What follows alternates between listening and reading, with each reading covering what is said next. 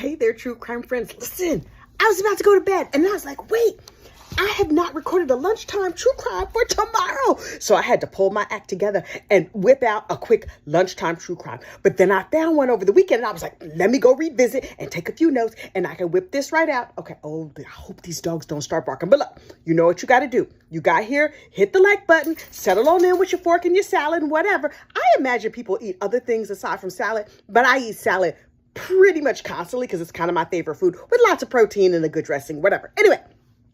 Get your salad, get whatever you're going to have for lunch, get your crock pot, your hot pocket, whatever you eat. Hit the like button, stop barking, because listen, I don't have time for all that today. I have to tell you this story. Now, here's the thing. This one I found on 48 Hours, right? The 48 Hours podcast. But 48 Hours de-emphasizes the names of the people. They just keep saying she and he. So I was like, now I got to dig back through and listen to this thing 3 times trying to find these people's names. But the story is fascinating. Ladies. Okay, here comes Holly. Come here, hi. Come here. Okay, so look. This is a story about how a tree solved a crime. And I was like, a tree? You say yes, a tree. Look, here she is. I'm not one of them people who let their dog kiss them in the mouth. I just kiss near her. See? General vicinity, near miss and sound effects. So anyway, look. This lady, Mengqi. She's a Chinese-American immigrant, right?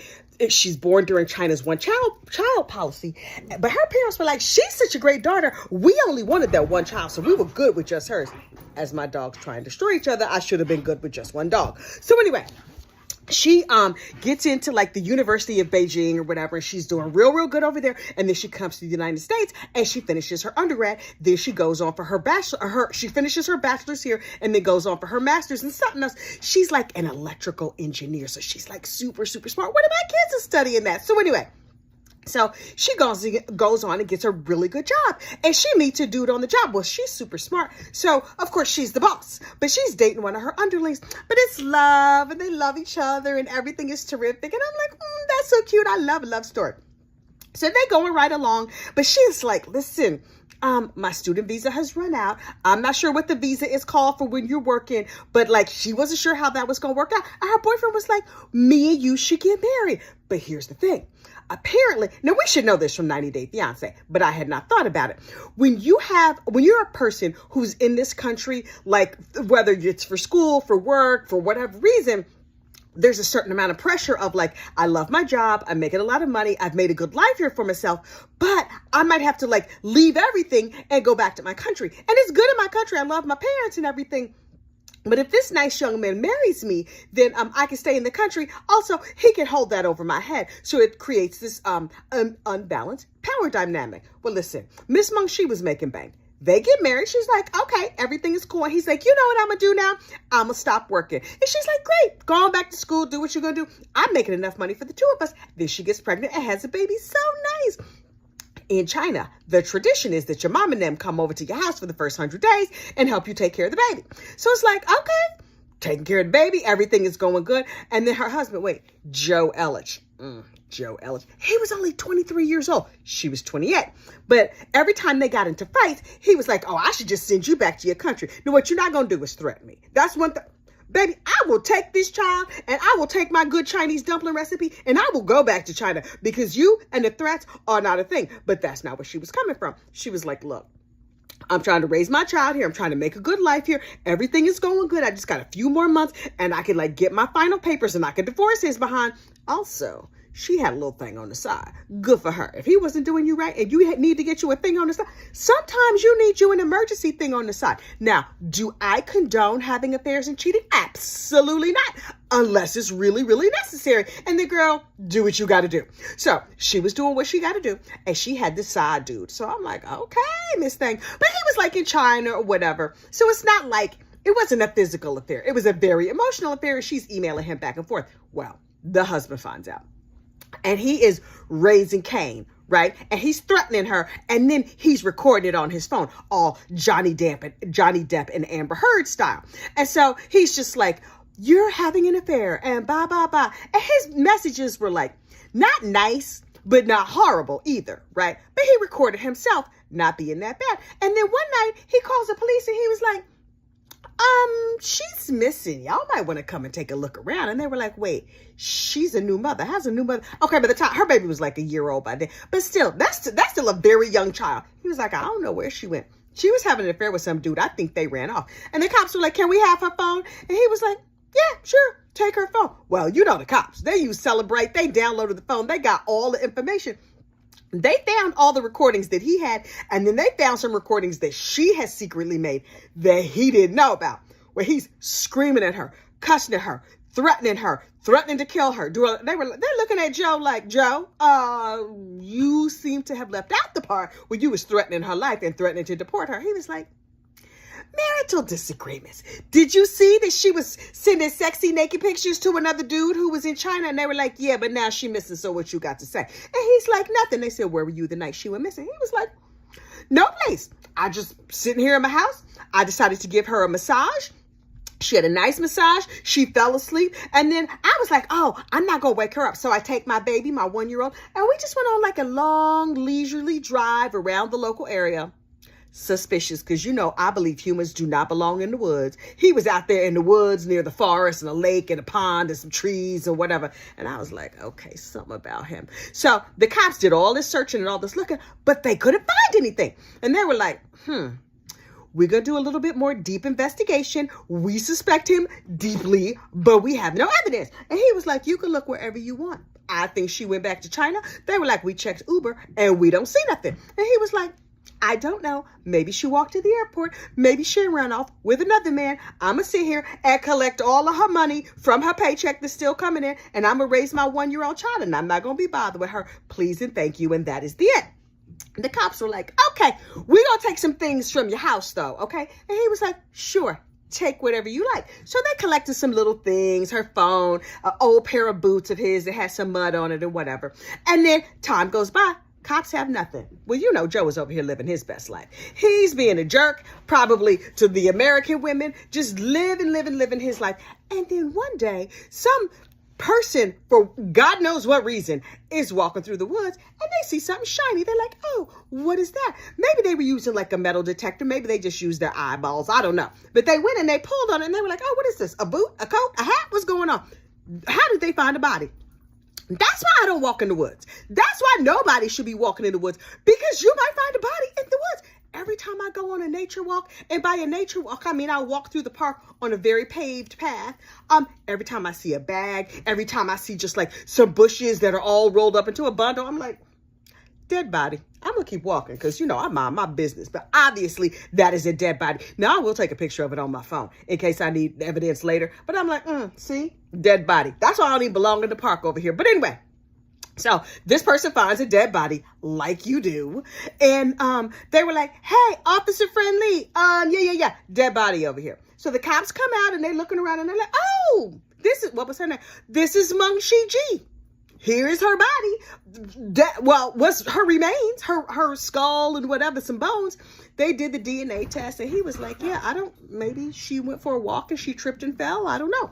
So they do the autopsy and they were like, she has 4 broken ribs and we can't tell otherwise how she died, but clearly blunt force trauma. And her body is all in pieces, probably animal predation, because we've read about animal predation, the animals that carry you far and wide. And he was like, yeah, what you want from me? And they were like, how can we solve this case? So they're looking all around. They're like, well, what did we take out of the house? Wait, remember we took her phone? Yeah, her phone's not giving us any information. Let's take his phone and see where it says he went. He went somewhere near these woods. What else do we have? Oh, we had those old muddy boots of his. Let's take a look at these boots. Oh, there are 4 pine needles stuck in the mud in the soles of his shoes. Now, enough time had gone by that his footprints were not there in the mud, but those 4 pine needles were stuck in the bottom of his boots. They were like, okay, if we could put this man in this location, then we could get him for murder. So they were like, okay, we're going to go out here with some tree science people and we're going to look at all the trees and look around. And the tree science people were like, oh, we could run a DNA test on these trees. We're going to run a DNA test on those pine needles from his boots. And then we're going to climb up way to the top of the tree and get some of its needles and run DNA tests and make sure that those needles are from this tree. And that puts him right in this location, the tree near where her body was found. And so the scientists are like, okay, yeah, DNA in trees is just like DNA in people. Them trees was like Is he burying a body? Let's shake some needles down on him. Oh, we're going to hold on to some extra ones so he can get caught. First of all, Ring Doorbell was out here solving crime. Y'all, now trees are solving crime. Okay, I guess technically science is solving crimes, but trees are helping. Mother Nature is friendly. Not to me, because Mother Nature, I think, really does not like me, as evidenced by the aforementioned bug bites. So anyway, and other natural things that I'm not trying to mess with. So they do the DNA on the trees, and they're like, you know what? The DNA from way up high in this tree, we didn't take the needles off the ground. Oh, no. We went way up to the top of the tree with like an extension pole or something. I don't know how they did it, but I know they did it because they recorded it and everything. And they got some needles from the top of the tree, and they ran a DNA test on them, and they compared them with the needles that were in his boots, and it's a match. The tree people, the arborists, whatever they call, were like, we got him. We got the evidence. We got the goods. So they go back to court and they're like, hey, Joe, yeah, we ran a DNA test. And he was like, on what? Because I cleaned very well with both peroxide and bleach. I don't know what you're talking about. And they were like, oh, boo-boo, the trees have turned you in. And he was like, what? The trees? What?